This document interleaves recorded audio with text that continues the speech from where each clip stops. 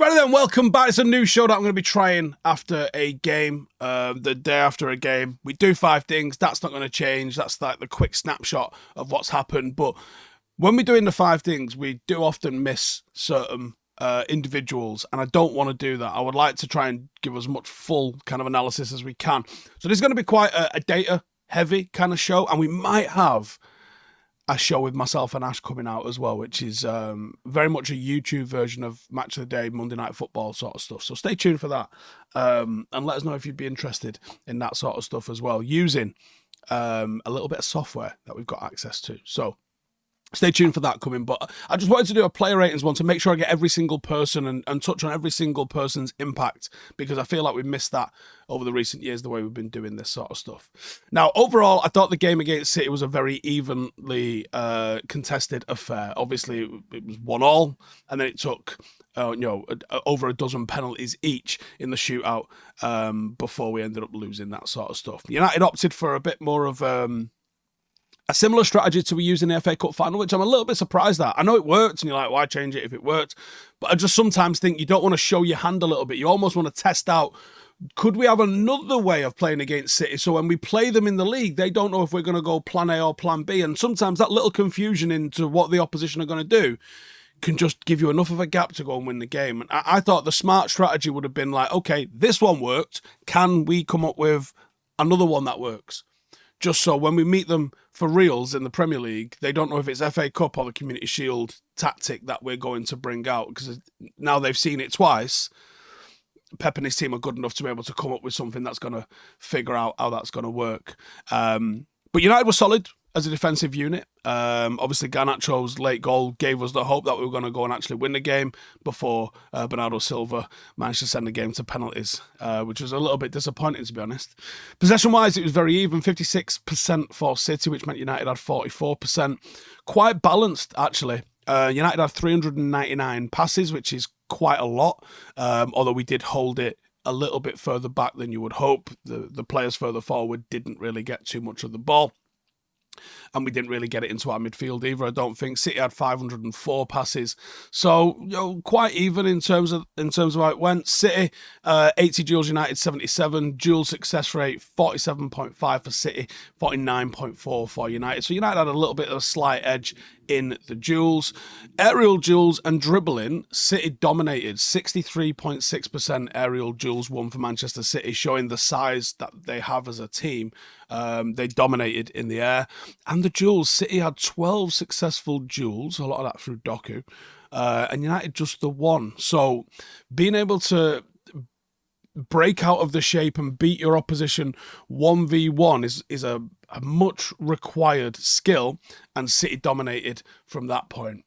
The rest of the stats, corners and fouls and all that, not really too important.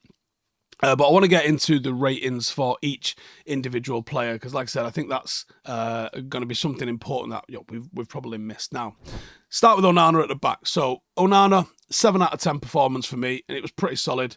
He was a reliable presence in goal. I think his distribution was solid. His positioning was solid. He completed 37 out of 50 of his passes. He went long a little bit more than I would like and lost it. It just seemed like United had this weird inability to get it into midfield. And do you know how many saves he made? Well, in the 90 minutes, none. He didn't make any saves. And that just shows how different we were in that game versus last season, where Onana made the most saves in the league. He commanded his area real nice, and I think that was important for keeping United in the game. He did make a good save against Bernardo Silva in the penalty shootout. It was a moment that I thought United was going to give United the win, but obviously the misses in the end gave us the loss. Now, again, solid performance, 7 out of 10. I don't want to see him making saves. So that's obviously on the rest of the team, so that was good. But like I said, he can probably improve on the ball. And I like that he was standing 1/3 of the way in the goal in the penalty shootout. It's a shame that he jumped back to the middle, because I actually think it'd been really effective if he would have stayed there for it. Diogo Dalot. Now, defensively quite strong, 4 tackles, winning 4 out of his 7 ground duels, and also completed 30 out of 34 passes, which is 88% pass accuracy.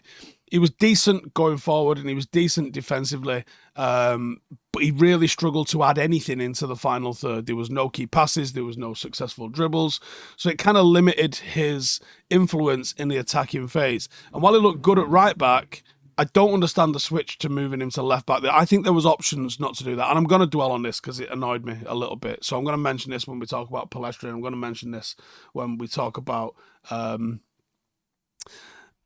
the manager as well, because I'm going to include the manager in this because I think we often miss him, don't we, when we're doing this sort of stuff. But yeah, 7 out of 10 performance from Dalot.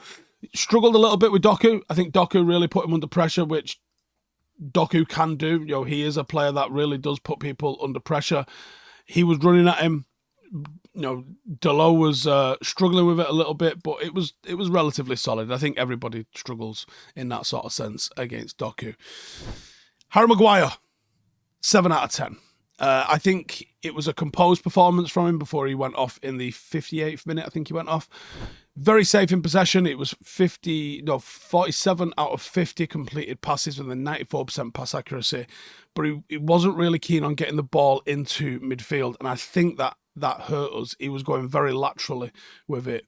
He did organise the defence quite well. He contributed 1 tackle and 2 aerial duels, 1 out of 3. And I think that organisation was worth mentioning. He did well against quite a lot of pressure, especially early in the game when United were struggling to find their feet a little bit. But the pace was occasionally exposed by City's attack. But solid, 7 out of 10. Jonny Evans. Now, Johnny completed 42 out of 47 passes, 89% accuracy. He won 2 out of his 4 duels. And I think his experience, again, in organising that back line was good, but he didn't look his usual solid self. And that could have been tactics, that could have been the targeting that he got from City, because he seemed unable to make a line-breaking pass into midfield. And City, I thought, effectively pressed him several times into making a mistake. His missed penalty ultimately was a crucial moment that contributed to the loss. But yeah, it just wasn't quite at his usual self today, Johnny. Pretty average performance, so 6 out of 10.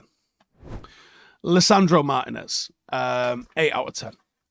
Yeah, I'm going to elaborate on that. I'm not just going to say a number and keep it moving. So Martinez, I thought, was a real key figure in the United defence. 3 tackles and 3 out of 4 of his ground duels. 32 out of 35 passes, which, that's the lowest of the 3 sort of other centre-half type players. 91% accuracy, but that's because of his position at left-back for the first part of the game. Now, he did help maintain possession under pressure. You could see City didn't want the ball to go out to him a little bit, so they kind of pressed to block the lane off to him a little bit. But I think from a defensive standpoint, his ability to read the game, his ability to make real crucial interceptions, that was vital in keeping City at bay. And I think when he moved central, United actually looked really, really good, and he looked really good when he came back into the centre. We have really, really missed him, I think. Really missed him. Casemiro. Now, as much as we all probably want to move Casemiro on, I thought he was fantastic against City. A real workhorse. 7 tackles, which was more than any player on the pitch. And he won 10 out of 17 duels. His passing was reliable, 38 out of 45, which 84%. 2 key passes, can't be sniffed at. No one got more in the United shirt, at least. His defensive contributions were good in disrupting City's rhythm as well. I think his experience shown at times. United's pressing, that 4-2-4 sort of shape with him and Mainu as the 4, that did expose him and Mainu's sort of lack of dynamism, I think, in midfield, but a lot better than the transitional chaos that we saw last season. And that might be why City were only limited to 9 shots. We've given everybody 20 plus shots. City only got 9. And I think his performance in that was really good. And I've got an idea about Casemiro, which I'll go to later on, but 8 out of 10 for Casemiro. Very impressive performance, very impressive performance. Kobbie Mainoo. So, quiet game for Kobbie. Reliable as ever with the ball. 23 out of 24 passes. It's what he does, isn't it? But he struggled to really assert himself on the game, higher up the pitch, and even physically, actually. Only won 1 out of 3 duels. It is his first game of pre-season, and I guess he's allowed a slower start for that. But a quiet game from Mainoo from the standards that we've seen him set So 6 out of 10 for Mainu in this game. Wonder where he'll be at for Fulham, because that's what matters, actually, isn't it? And Mason Mount, another 6 out of 10. So he struggled to influence the game in a creative sense. He only got 9 out of 12 passes completed and only made 1 tackle. He was playing like a sort of Julian false 9 kind of role, and he was effective and he was busy in the press, but he didn't really deliver in terms of end product, and that's what he's on the pitch to do, really. So while his work rate was commendable, the overall impact was limited, and I'm actually torn on a 6 or a 7. I'm leaning towards a 6 for Mason Mount. Bruno Fernandes, and I've given Bruno an 8 out of 10. So, as usual, he was our most creative player, and there's no shocks there. He got the assist for Garnacho's goal, and he completed 24 out of 32 passes, again, 75% accuracy, which is a little bit lower than you would hope, but, you know, that's Bruno, and he tries to force things. He also contributed defensively quite well with 1 tackle and 2 out of 2 duels. The vision is there, the work rate is there. He created our best opportunities. He had a hand in our best opportunities. As usual, he could be a little bit more accurate with his passing, and he didn't start the game very well. He was a little bit sluggish to start, but I thought he grew into the game, and he's shown how important he is to what Manchester United do. He's probably match fit now after that one run out, I'm sure. But we will see against Fulham on Friday night. Diallo, 8 out of 10. Now, Diallo had real impact, I thought. He was the most exciting player in a United shirt. He looked the one that was most likely to make something happen. His dribbling looked to a very high level, looked like he was going past players with ease. Arguably should have opened the scoring by either actually finishing it himself or by Mount converting the pass from him. Safe with the ball, which I don't really want from our wingers, to be honest, but, you know, Diallo is more of the one that you're going to see linking play than like a Rashford. I don't care how many passes Rashford completes, actually. But Diallo is probably a little bit more relevant to his game because of the way he kind of comes in and he knits passes and stuff like that. Like I said, 14 out of 18 is not bad. Weirdly, despite all the things that we saw, he didn't register a shot or a key pass. And again, that just shows how if you was analysing the game by stats alone, you would go, you know, Diallo didn't have a good game, but he did. He was dangerous, and he was perhaps the most dangerous looking. I can't wait for the season to start properly for him because he looks like he's ready to have one of them seasons. One of them. Can't wait. Rashford, 7 out of 10, which I think a lot of you are going to disagree with because of the misses, and the misses were vital, but you've got to get into the position to take the opportunities to miss. That's not an excuse. He needs to finish them. But he's shown glimpses of his best. The movement was real good. His movement for Garnacho's goal, you got to go watch it because he really does make that. You know, but he is missing the kind of accuracy that is required to be considered one of the best in the league. The 2 big chances that he got were big chances, and they were game-winning chances. And while, you know, previously I think he would be absolutely right to complain that he's not getting the opportunities, I think one of the opportunities that he got against City has to go in. At least hit the target, man. You know, 14 out of 15 passes. I don't care. I really couldn't give a fuck if my winger completed a single pass but come off with a goal. You know, or obviously he would need to complete a pass to get an assist. But, like, he's there to create opportunities, not to hold possession. Like, I don't care how many passes you have. Like, people get fixated with how many passes Bruno completes. The guy creates the most chances in the Premier League. This is what he does. Account for it and give him the ball again. You know, he actually failed to register a shot on target, Marcus, despite excellent movement. His movement off the ball was really good, but the lack of end product is a significant factor in why United didn't manage to close the game out, because the chances were there for him. So 7 out of 10 because his movement was good and he did contribute, with a caveat of you got to score those opportunities. You do have to score those opportunities. Alejandro Garnacho, substitute, 8 out of 10. Now, Garnacho made an immediate impact after coming on, scoring the goal that gave United the lead, and he completed 6 out of 7 passes. Again, whatever, but he did. He won 1 out of 3 duels, and his pace and his directness shit City up. It really did. He caused them all sorts of problems. His goal was really well taken. And it's shown his potential to be a game-changing impact player for United. And I thought last season his role should have been that as impact player. He ended up playing it feels like 50 games he ended up playing, and he looked burnt out. I think he just looked so much livelier coming off the bench. I think you start the season with Rashford and Ahmad, and no matter what's going on, he comes off the bench on the 60th minute for whichever one of them is underperforming, because he can play on the left or the right, and he's still a problem off either. He's a real asset.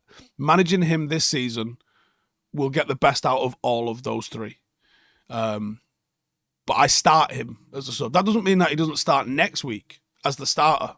But I don't think he plays 90 minutes every single week like he did last season, because I don't think that's right for him. And I think he's so much more impactful because of the intensity that he plays at against a tired defence. It's like the gap is more pronounced, more obvious against a tired defence when he gets brought on. So a real good performance from him.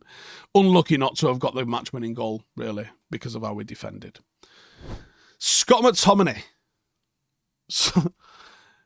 McTominay contributed defensively after coming on, making 2 tackles. Okay, that's nice. And his big moment was when he air shot the ball from 6 yards out that he failed to connect with, let alone hit the target with. He didn't hit the ball. But the issue with Scott is that he offers nothing to a team that is in possession. He was on the pitch for 32 minutes. He completed 2 passes. I don't actually know what to say about that. I know he came on in a more offensive role, but you've got to get involved more than that. You just do. Like, how have you got as many tackles as passes? How?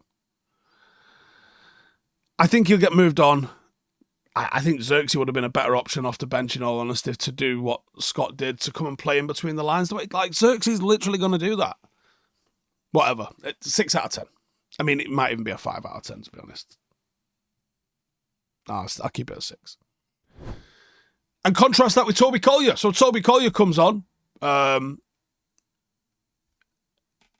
worked hard and got on the ball. He got 13 out of 14 passes, 93% pass accuracy, made 3 tackles. The energy from him in midfield helped United maintain shape, kept City at bay. I actually think Collier's contribution really went under the radar to a certain degree. I haven't really seen anybody talking about him after the game at all. I think you're going to see him coming off the bench a lot. And like I said, I've got an idea with Casemiro. Until you get a replacement for Casemiro, Casemiro's going to play. Like, right now, I think Casemiro's name is written down to play against Fulham and start on Friday night. Well, what about this? As just like we've just said with Garnacho, the 60th minute rolls around and Garnacho comes on. I think the 60th minute rolls around and Casemiro comes off. And I think the kid that goes on in his place is Toby Collier. He's got the energy, he's got the dynamism, and the last 30 of a game, he's going to come on and be busy. Tackles, keep the ball, passes, movement. This is what he's about. I think he can come and do that as a good option for 30 minutes. And I don't think you might not do that in some of the very biggest games. Fulham at home. If you can't trust him to do that and bring him on, why is he in the squad? Do you know what I mean? He's showing you what he's capable of. He's looked to step above all the other youth players. He's ready. Give him the opportunity. Pellistri. So, I'm giving him a 6 out of 10. He probably should be a 5 out of 10, actually. But he was run off by Bernardo for City's equaliser and go, well, he's a winger. Yeah, he's a winger. He shouldn't have been at full-back. He was at full-back. But I think even besides that, it was a little bit of a rabbit in the headlights look about him, and he didn't ever really seem to settle. I have no idea why he was brought on at right-back. And that's literally all I've got to say about Pellistri. He's not good enough to be a winger for us. It's as simple as that. Manager. 10 out.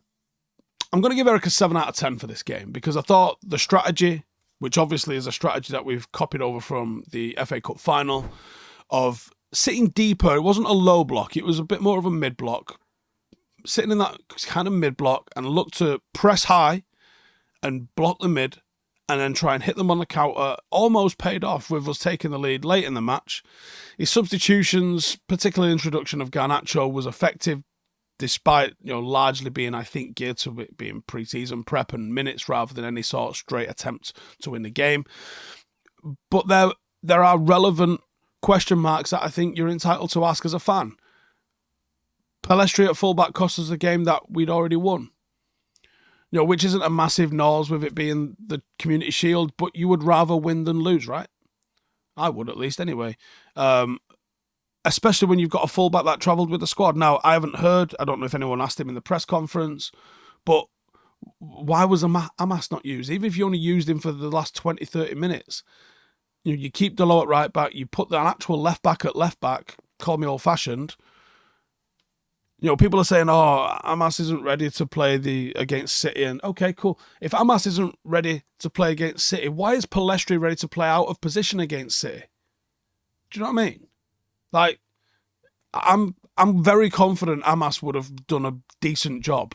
I think he would have done a far better job at fullback. You know, and he travelled. So unless he's injured, unless he's, you know, being earmarked for Friday and he's that vital to Friday that he starts, you know, it didn't make any sense for me. So I think it's a relevant question. Now, and the answer might exist.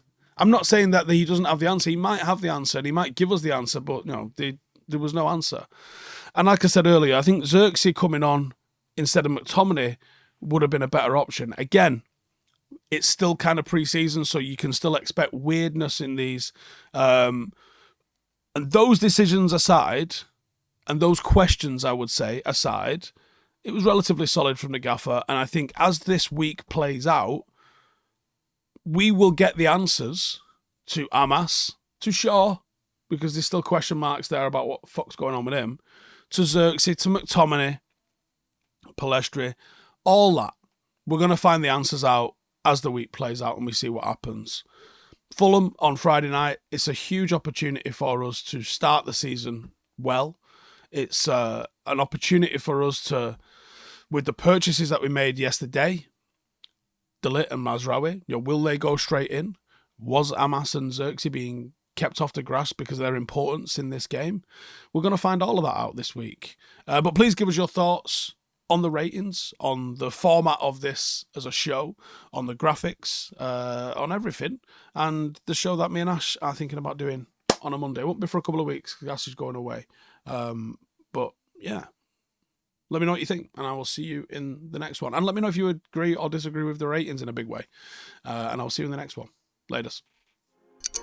Hey, thank you for watching the video. If you are new around these parts, then don't forget to subscribe. My channel is proudly supported by my community on Patreon. If you'd like to get a little bit of extra content, a Discord group, meetups, five-a-side games, weekly podcasts, behind the scenes, and even an occasional bit of transfer news as and when I get it, then for the price of a pint, you can show your appreciation for the content that we make and get some goodies for doing so as well. Check the link in the description or click the button right here. You'll also find all of my socials here too if you want to follow me on any of those platforms. Nice one.